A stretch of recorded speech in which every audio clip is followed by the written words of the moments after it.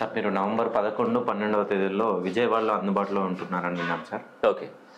So Vijayawada వాసులు, ఆ చుట్టుపక్కల ఉండే ప్రజలు చాలామంది ఇప్పటివరకు చాలామంది పండితులు, సో ఒక 100 సంవత్సరాలు 120 సంవత్సరాలు ఈ సిద్ధాంతి, ఆ సిద్ధాంతి, ఈ న్యూమరాలజీ శాస్త్రాలు ఇంతమంది దగ్గరికి పోయి వాళ్ళెవ్వరూ సొల్యూషన్ చెప్పలేని ఆ చిక్కుముడి మీరు విప్పగలరా? రైట్.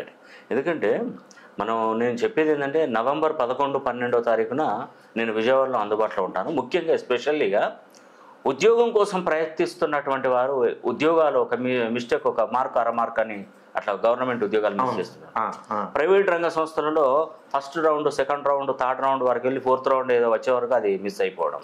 కొందరికి అపాయింట్మెంట్ వచ్చి కూడా జాయిన్ కాలేని పక్షంలో ఉన్నటువంటి వారు, కొందరికి ఆరోగ్యం సహకరించక ఉద్యోగాల కోసం ప్రయత్నించి కూడా అక్కడ విఫలమై చదువులో విఫలమైన వాళ్ళు ఉంటారు. చదువు విషయంలో ఆరోగ్యం దెబ్బతినడం వల్ల వాడు కరెక్ట్ ఎగ్జామ్ టైంకి వరకు ఆరోగ్యం దెబ్బతింటుంది, వాడు లేని చదువుకునే పరిస్థితులు వస్తుంది, మైండ్ సెట్ ఆఫ్ అయిపోతుంది.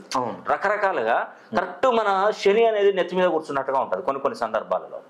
సో అలాంటి వారికి ఇప్పుడు వ్యాపారం చేస్తున్నాం, వ్యాపారంలో మనం ఒక దిక్కు బాగా సంపాదించిన సొమ్మంతా ఒకరికి ఇస్తే వాడు ఎత్తుకొని బయటకు వెళ్ళిపోవడం. అంటే ఇక్కడ మనం కష్టపడింది అక్కడ లాస్ ఏర్పడడం.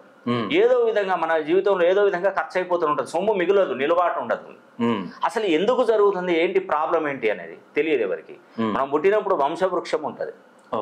ఆ వంశవృక్షము ఆ కొమ్మలు రెమ్మలు ఎక్కడికొక్కడికో చీలుకపోతుంది మొత్తం టోటల్గా.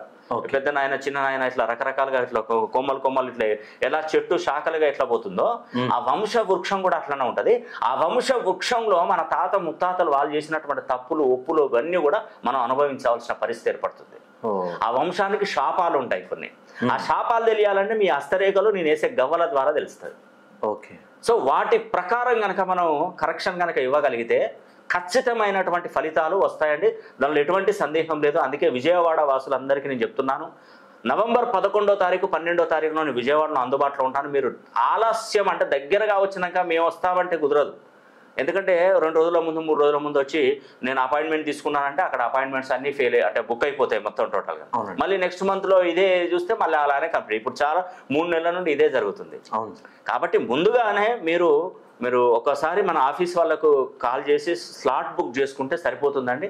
మీరు ఆ రోజు మీరు కరెక్ట్గా మీకు ఎర్లీ మార్నింగ్, మధ్యాహ్నం షెడ్యూలా, ఈవినింగ్ షెడ్యూలా అని చెప్తారు వాళ్ళు. ఆ టైంకి మీరు రండి, ఖచ్చితంగా నేను చూస్తాను.